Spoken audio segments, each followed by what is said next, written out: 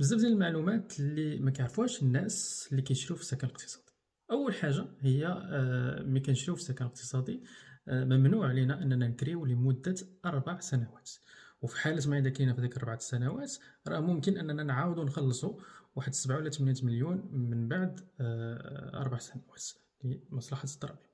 بطبيعة الحال الناس اللي كيشريو في السكن الاقتصادي خصهم يتأكدوا على أن في البطاقة الوطنية ديالهم هذيك لادريس اللي كاينة خصها تكون نفس لادريس اللي كاينة في الشقة ديال السكن الاقتصادي ديالهم.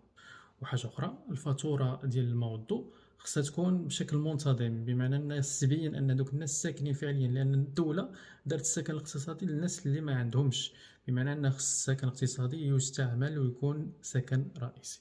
حاجة أخرى أن إذا كان شي واحد من الأسرة ديالك شاري في سكن اقتصادي ما يمكنش أنك أنت غادي تخلص أو تشري حتى أنت